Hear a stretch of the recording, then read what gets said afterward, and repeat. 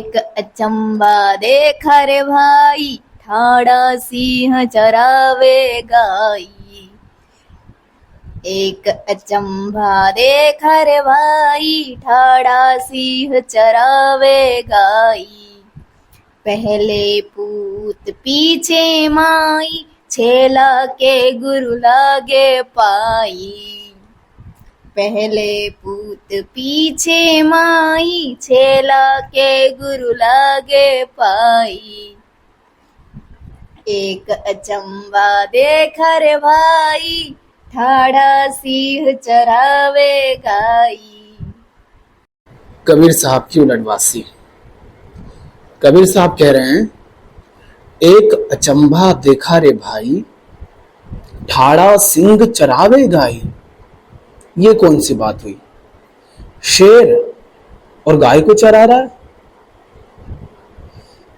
गाय क्या है? शेर के लिए भोजन। और शेर कौन है? गाय के लिए काल, मृत्यु, है ना। काल के दो अर्थ हैं, एक तो मृत्यु, एक समय। और गाय भोजन कर रही है माने जीना चाह रही है, इसलिए तो भोजन करते हैं कि जीते रहें। तो मतलब तुम्हें पैदा ही किया है ताकि तुम मर जाओ। या फिर इसको ऐसा कह लो कि समय तुम्हें बड़ा करता है ताकि एक दिन तुम्हें वो अपना ग्रास बना ले, भोजन बना ले, खा जाए तुम्हें। ठीक। कबीर साहब कह रहे हैं, भैया जगत में तुम क्या सोचते हो, क्या समझते हो, बात उससे हटकर भी है। यही मत समझ लेना कि जैसा तुम्हें दिख रहा है वैसा ही कुछ है, बात उसके उल्टी भी है। ये सोचना ही मत कि तुमने जब भी देखा तो शेर को ही देखा कि वो गाय को खा रहा है। नहीं, शेर गाय को चराने वाला भी हो सकता है। अगर हम शेर की ही बात करें तो शेर को भोजन करने में कब ज्यादा मजा आएगा? जब वो गाय को खूब खा पी लेने देगा। शेर कह रहा है खा ले, तू पेट भर के खा लेगी तभी तो तुझे खाने में मुझे मजा आएगा।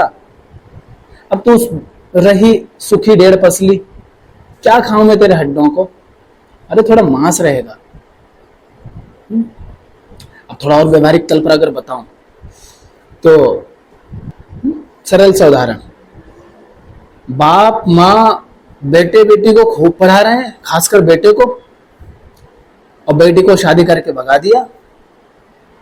बेटी के साथ तो हम कह देते हैं, ये समाज में कह भी दिया जाता है थोड़े बहुत समझदार लोग, कि देखो बेटी के साथ कैसा अन्याय हुआ, उसको पढ़ाया लिखाया नहीं। हो सकता है कि बेटी का भी मन हो जाने का, अधिकांश का तो होता ही है, क्योंकि ऐसी उनकी मानसिकता बन गई है।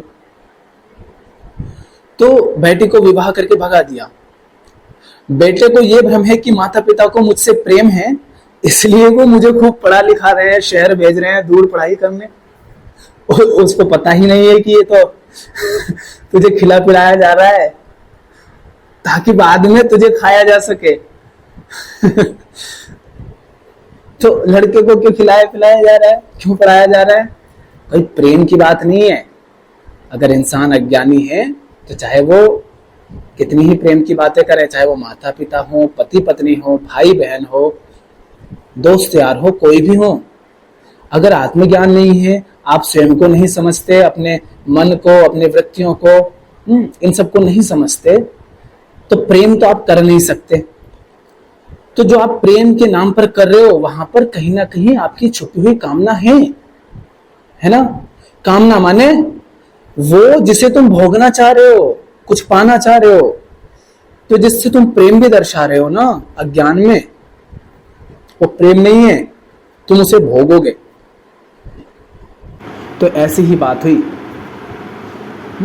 कि कोई तुम्हें खिला रहा है ना, तब देखो कहीं ऐसा तो नहीं कि ये मुझे अपना भोजन की तरह देख रहा है। तो सिंह से कबीर साहब का तात्पर्य है वो काल, माने समय, मृत्यु, जो भी कहो, या सीधे सीधे और कह दो तुम्हारी कामनाएं, वो तुम्हें दौड़ाती है तुम्हें बर्बाद कर देने के लिए, मिटा देने के लिए। एक खास बात देखने को मिलेगी आपको। जैसे होता है ये जो जंगल होते हैं ना, जंगल होता है, प्रकृति होता है, इसके अंदर ऐसा होता है कि शेर जब हिरणों के झुंड के पीछे दौड़ लगाता है तो बताओ कौन सा पशु सबसे पीछे रह जाएगा हिरण में से? वो जो कमजोर होगा, जो जो बूढ़ा होने लग गया है, ठीक। तो शेर का भोजन कौन बनेगा? बच्चे नहीं, वो जो बूढ़े होने लग गए हैं। कई बार तो हमने ऐसे वीडियो भी देखे जहां पर जैसे हिरण का बच्चा है छोटा सा, तो शेर उसको मार नहीं रहा है, बच्चा छोटा सा है, तो ऐसे वीडियो भी हमने देखे हैं। पर थोड़ी सी और व्यवहारिक बात करें तो शेर जब दौड़ लगाता है शिकार करने के लिए तो पीछे वो रह जाते हैं जो कमजोर और बूढ़े हो जाते हैं। इससे क्या होता है, जो बच्चे होते हैं वो छोटा सा मांस का टुकड़ा है, अभी वो और बड़ा हो जाता है, फिर बाद में वो शेर का भोजन बनता है। तो शेर भी उसके पीछे पहले दौड़ेगा जिसको आसानी से पकड़ा जा सके, माने जो कमजोर है।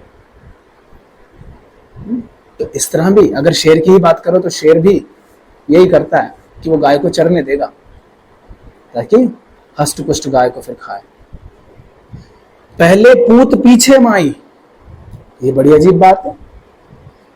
पहले पूत पीछे माई, माने पहले बेटा आया और फिर माई आई। अगर मां और बेटा जैसे हम कहते हैं उस अर्थ में इसको लें तो क्या होगा? मां हो नहीं सकती बेटे के बिना। अगर बेटा ही ना हो, बेटा से तात्पर्य है पुत्र पुत्री कोई भी, ठीक। यहां पर बेटा शब्द इस्तेमाल किया है, पूत। अगर बेटा ना हो तो मां को कोई मां कहेगा? मां का अस्तित्व नहीं हो सकता बिना बेटे के, माने बेटे बेटी किसी के भी। आप कह सकते हो बेटे का अस्तित्व नहीं हो सकता मां के बिना, बिल्कुल सही बात है। यही तो कबीर साहब हमको समझाना चाह रहे हैं। कबीर साहब वास्तव में हमको ये समझाना चाह रहे हैं कि एक है दृष्टा और एक है दृश्य। दृष्टा हो तुम, माने अहंकार, और दृश्य है ये जगत, प्रकृति। अहंकार प्रकृति का ही बच्चा है। तुम प्रकृति के पुतले हो। लहर समंदर का ही एक अंश है, ठीक। लहर समंदर का ही अंश है। अहंकार प्रकृति का ही पुतला है। बेटा मां से ही उत्पन्न हुआ है, तो मां के बिना बेटा नहीं हो सकता और बेटे के बिना मां नहीं हो सकती। तुम्हारे बिना सूर्य नहीं हो सकता और सूर्य के बिना तुम नहीं हो सकती। समझ आ रहा है? अगर धूल, मिट्टी, जल, वायु, आकाश, सूर्य ये ना हो तो क्या तुम हो सकोगे? नहीं हो सकते ना। सूरज के बिना तुम, वायु के बिना, जल के बिना। और इनके माध्यम से हम बात कर रहे हैं पूरे अस्तित्व की, कि जैसा ये अस्तित्व है, जैसी ये प्रकृति है, अगर ये वैसी ना रहे तो तुम ऐसे नहीं रहोगे जैसे हो, है ना। तो कहने का तात्पर्य है पहले पूत पीछे माई। तो कबीर साहब समझाना यही चाह रहे हैं कि बस ये मत देख लेना। ये तो सभी मानते हैं ना, पहले मां आई फिर बेटा आया, क्योंकि मां से ही तो बेटा आया ना, तो सब यही मानते हैं मां ने बेटे को पैदा किया। नहीं भाई, सिर्फ बात इतनी नहीं है, ये अधूरी है। पूरी बात यह है कि बेटे ने मां को पैदा किया। तुम्हारे पेट में बच्चा हो, एक स्त्री के पेट में, तो क्या उसको कोई मां कहेगा? अभी बच्चा जब तक पेट से बाहर ना आ जाए जिंदा, तब तक उसको मां नहीं कहेगा कोई, क्योंकि मां को, उस स्त्री को मां सबसे पहले बच्चा ही कहेगा, है ना। उस बच्चे के कारण ही तो वो मां कहलाती है। मां हो नहीं सकती पूत के बिना। तो इसलिए कबीर साहब कह रहे हैं पहले पूत पीछे माई। उसी तरह से वास्तव में कबीर साहब क्या हमें सीख देना चाह रहे हैं इस उदाहरण के माध्यम से, ये भी उतनी ही सच्ची बात है ना, कि ये जो अस्तित्व है ना, जिसे आप कहते हो ना, ये संसार कहां से आया, किसने बनाया, इसकी रचना किसने की, हाँ, कौन है इसका पालनहार? तुम ही हो, तुम्ही ने इसको बनाया। पहले माई पीछे पूत, अगर ऐसी बात करें तो अगर जगत ना होता तो तुम यानी दृष्टा, ये हो सकता था क्या? नहीं हो सकता था ना। शरीर जो है मिट्टी, जल, वायु इनसे बना है, ठीक। अब अगर ये जगत ही ना होता तो ये शरीर ना होता, माने इसके माध्यम से जो दृष्टा है, देख रहा है, वो नहीं होता, है ना? ठीक है, पर तुम ना रहो तो क्या जगत रहेगा? तुम जब सो जाते हो, सिंपल सी बात है, साधारण बहुत, जब सो भी जाते हो क्या तब तुम्हें थोड़ा सा भी भान रह जाता है कि जगत है? क्या तब तुम ये पूछते हो कि जगत कहां से आया, किसने बनाया? तुम्हें तो अपना भी बोध नहीं रह जाता ना उस समय, है ना? तो जगत के बिना ये नहीं हो सकता दृष्टा, मगर दृष्टा ना हो तो जगत भी नहीं होगा, क्योंकि जगत है किसके लिए? दृष्टा के लिए। जगत को जगत कौन कहता है? दृष्टा कहता है। तो ये बात थोड़ी फीकी पड़ जाती है। जगत कभी नहीं कहने आता क्या ये दृष्टा कहां से आया, ये पूरी, ये सूर्य, चांद, तारे, पेड़ पौधे, पशु पक्षी, क्या ये तुमसे कहने आते हैं कि तू कहां से आया भाई? नहीं आया ना। कहता कौन है? ये दृष्टा। ये कहता है यार ये जगत आया कहां से। तो वास्तव में दुखी कौन है? चांद, तारे, पेड़ पौधे, ये दुखी हैं या इंसान दुखी है? इंसान माने ये दृष्टा जीव, अभी हम बात कर रहे हैं। दुखी मैं हूं, जगत को कोई लेना देना नहीं, उसको कोई फर्क नहीं पड़ रहा, उसमें बाढ़, भूकंप, आंधी तूफान कुछ भी आए, पर आंधी तूफान से मैं परेशान रहता हूं। तो असली समस्या किसको है? मुझे। ठीक, तो जगत का महत्व मेरे लिए बढ़ जाता है। और वास्तव में अगर बात और भी गहरा उतरे तो आपको जैसा जगत प्रतीत होता है, आप जगत का जो अर्थ लगाते हैं, क्या वही अर्थ दूसरा व्यक्ति लगाता है? अभी मैं आपको कहूं सूर्य और मैं कहूं उसके बारे में कुछ लिखो, तो आप अलग लिखोगे, वो पड़ोसी है वो अलग कुछ और लिखेगा। मतलब हर व्यक्ति अपनी अपनी कहानी लिखेगा सूर्य के संबंध में। इसका अर्थ क्या हुआ? सूर्य सबके लिए वैसा नहीं है, क्योंकि सूर्य तुम्हारी अपनी रचना है। माने सूर्य इसीलिए है क्योंकि तुम हो, और तुम्हारे लिए सूर्य वैसा ही होगा जैसे तुम हो। तो तुम्हारी कहानी का सूर्य अलग होगा, मेरी कहानी का सूर्य अलग होगा। इसका अर्थ क्या है? पहले मैं आया, पूत, पूत माने अहंकार, माने दृष्टा, फिर उसने अपने लिए एक अपना संसार रचा, माने प्रकृति, माने अस्तित्व रचा। सामने से एक बंदा जा रहा है या बंदी जा रही है, ठीक, कल मेरी उससे लड़ाई हो गई, अब वो मेरा दुश्मन है। वो दुश्मन है, वो बुरा इंसान है, गलत इंसान है, मगर किसके लिए? वो गलत है मगर किसके लिए? मेरे लिए। सबके लिए तो वो गलत नहीं है ना। किसी व्यक्ति से वो पहली बार मिलेगा तो क्या उसके लिए वो गलत कहलाएगा? वो तो कहेगा भाई कौन सा गलत, मुझसे तो बढ़िया बात कर रहा है, ये तो बहुत बढ़िया इंसान है, पर मेरे लिए वो गलत है, मेरे लिए वो बुरा इंसान है। तो इसका मतलब क्या है कि वो क्या है? जगत, दृश्य, है ना। मतलब दृश्य माने पूरा अस्तित्व इसी तरह से जैसा भी है मेरे लिए है। तो अस्तित्व क्या है? माई। प्रकृति क्या है? माई। माई बाद में आती है, पहले पूत आता है। कबीर साहब ये कह रहे हैं कि भैया देखो, तुम ना हो तो जगत का कोई अस्तित्व नहीं, तुम्हारे लिए ही जगत है, और जगत ना हो तो तुम नहीं। ठीक, माने दोनों एक साथ होते हो तो, और जब नहीं होता है तो कोई नहीं होता है, न दृष्टा रहता है न दृश्य रहता है। यही तो द्वैत है, यही तो समस्या है, यही तो द्वैत है। ऐसा नहीं है कि पहले जगत आ गया और जगत के बाद कहीं से दृष्टा अलग से आया है, नहीं, दोनों साथ ही होते हैं वास्तव में। तो पर कबीर साहब वही बात इस तरीके से बताना चाह रहे हैं कि तुमने ये तो देख लिया कि पहले माई फिर पूत, पर पहले पूत पाछे माई, ये भी देख लो। ये समझ गए तो बात समझ आ जाएगी कि संसार है क्या। तो ये जो दृष्टा और दृश्य है, इसमें दृष्टा नहीं है तो दृश्य भी नहीं बचेगा, और दृश्य नहीं है तो दृष्टा का अस्तित्व हो नहीं सकता, है ना। अब ये जो पूत और माई जो होता है, जैसे मम्मी, माँ और बेटा है, जिसे हम इंसान कहते हैं, इसमें तो बेटा नहीं हो तो माँ तो बची रहती ना, और माँ ना हो तो बेटा बचा रहता है ना। पर हाँ, इसमें भी बात वही है सीधी सीधी, माँ है और उसका एक ही बेटा है तो उसको माँ कहेगा कौन? अब जो बेटा था, जो उसको माँ कहता था, वो तो नहीं रहा, तो माँ भी मर जाती है उसके साथ। तो जगत की हकीकत यही है क्या कि तुम नहीं हो ना तो जगत भी नहीं है, और जगत नहीं है तो तुम भी नहीं हो। कबीर साहब वही कह रहे हैं, पहले पूत पीछे माए, कि पहले बेटा आता है, फिर उसके लिए उसका व्यक्तिगत संसार आता है। आपका व्यक्तिगत संसार आपका है। एक ही कमरे में अगर 5 व्यक्ति बैठे हैं तो हर व्यक्ति की आंतरिक दशा, आंतरिक स्थिति अलग अलग होगी। क्यों? क्योंकि हम कमरे में नहीं बैठे हैं, हम अपने अपने खोपड़ी वाले कमरे में बैठे हैं। हम इस जगत में नहीं है, हम अपने अपने व्यक्तिगत जगत में है, जो हमने मानसिक तल पर रच रखा है। तो यही कमरा मेरे लिए दुख का कारण बन सकता है, और यही कमरा किसी के लिए आनंद का कारण बन सकता है, और किसी के लिए सुख का कारण बन सकता है। कोई इसी के अंदर बैठकर हंस सकता है, कोई रो सकता है। इसका अर्थ क्या है कि हम अपने अपने जगत में जीते हैं। हमारे जगत का निर्माण हमने खुद ने किया है, किसी और ने नहीं किया है। इसलिए पहले पूत पाछे माई। पूत माने दृष्टा, माने अहंकार, ये पहले आता है, और फिर उसका अपना व्यक्तिगत संसार आता है।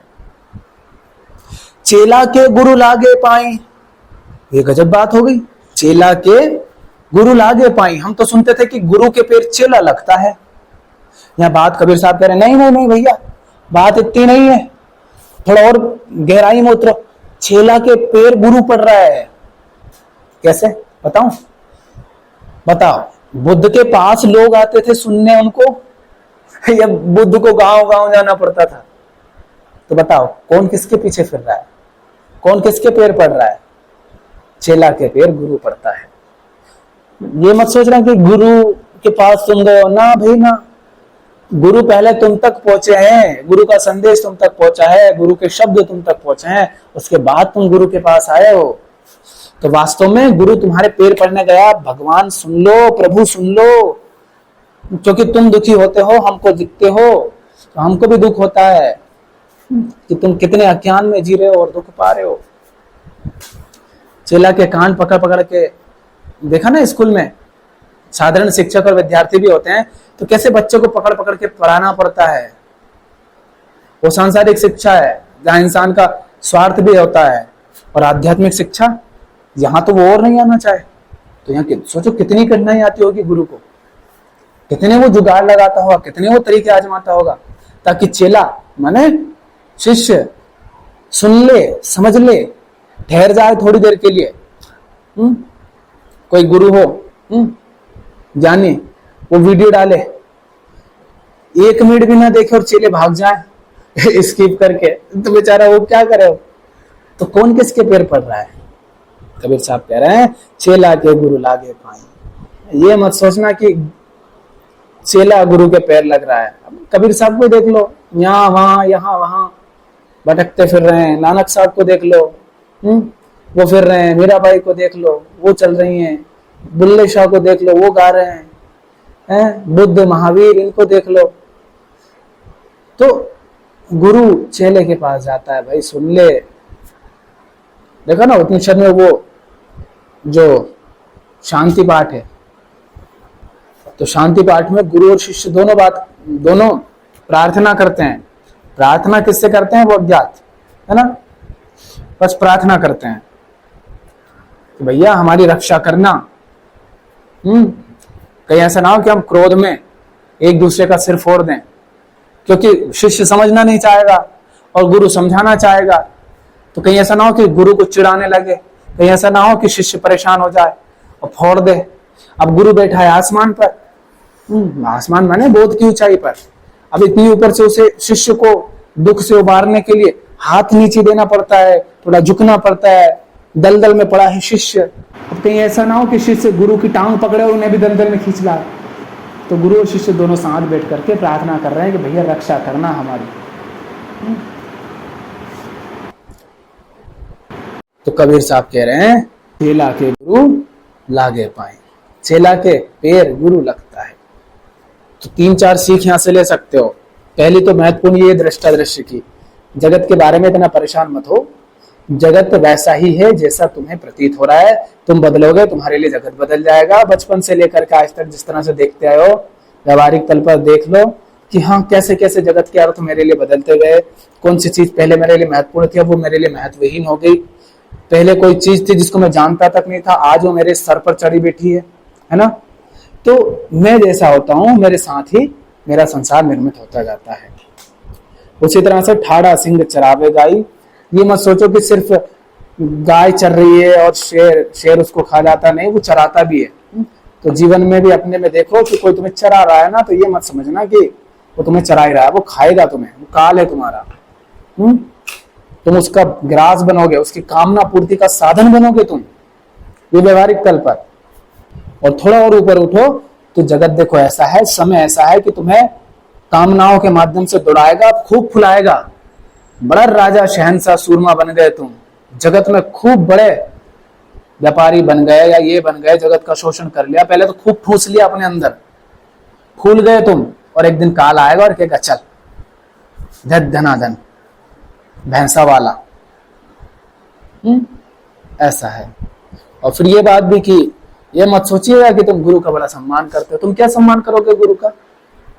है, तुम अपना सम्मान तो कर नहीं पाते, गुरु का क्या करोगे सम्मान? वही करे। अरे भोंदू आकर के सम्मान क्या करेगा? उसको यही नहीं पता कि सम्मान और अपमान क्या होता है, तो वो कैसे सम्मान करेगा? तो गुरु का कोई सम्मान नहीं करता भैया। गुरु पैर पड़ता है तुम्हारे आकर के, भैया पहले समझो फिर सम्मान करना।